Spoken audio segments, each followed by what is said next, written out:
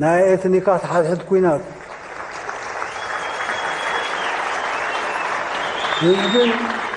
هزبن مريتن عفر كم مدرغ متصاوت مزماز وزته تعندران مهوتاتون أمود أتا هدمان قدميتي ترايك بهذا الكال.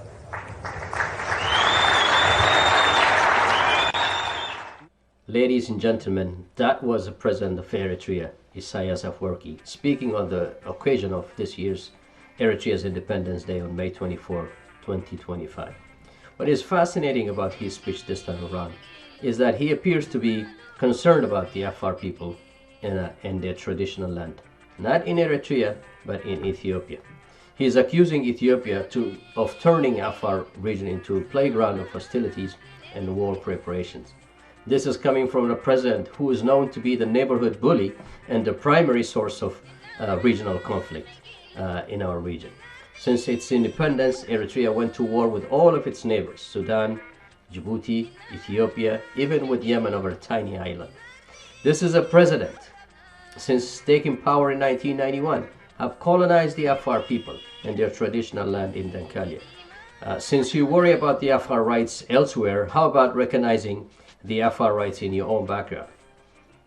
Your government has failed to recognize the Afar people's indigenous authority and has illegally exploited their traditional lands, violating their customary laws and collective rights in Dankalia. You have changed the name of Dankalia, the Afar traditional land, to the northern Red Sea and the southern Red Sea.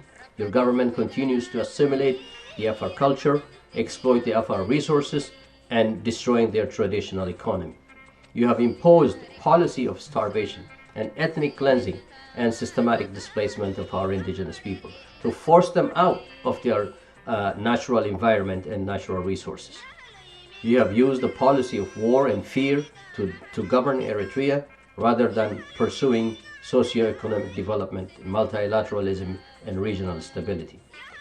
This is a president who invited foreign army to murder his own citizens, the defenseless Afar fishermen who were trying to squeak out a living despite the embargo imposed by the Eritrean Navy. Yet he has the audacity to accuse others of warmongering. Instead of pointing fingers at others, how about fixing your own backyard? As opposition to your government, we are telling you that the day of reckoning is coming. Respect the rights of our people to internal autonomy and self-rule in Dankalia. Release over 200 Afar political and traditional leaders in prison since 1991. If they're dead, return their bodies to their families. Failing to address the egregious treatment of our indigenous people and their systematic suppression of their legitimate rights to self-determination within their traditional territory not only goes against the decency and the aspirations of Eritrean people, but it will forever tarnish your legacy as the president of the failed state of Eritrea. You are 79 years old. Your best years are behind you. You will not achieve what you have failed to achieve in the last 34 years in power. Eritrea is known to be a pariah in the world. Eritrea is one of the poorest and the most economically repressed state in the Horn of Africa, with a complete absence of private sector and the harshest government control over the country's natural resources. It has the worst human rights record. It has been the graveyard for the young Eritreans.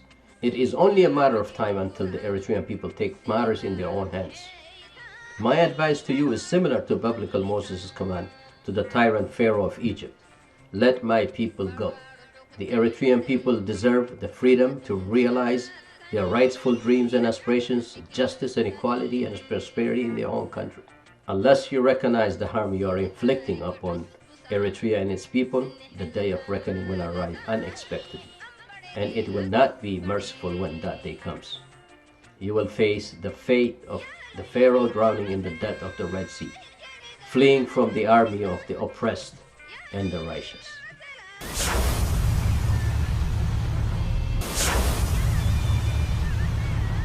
Eritrea Afar hagati kobodui EANC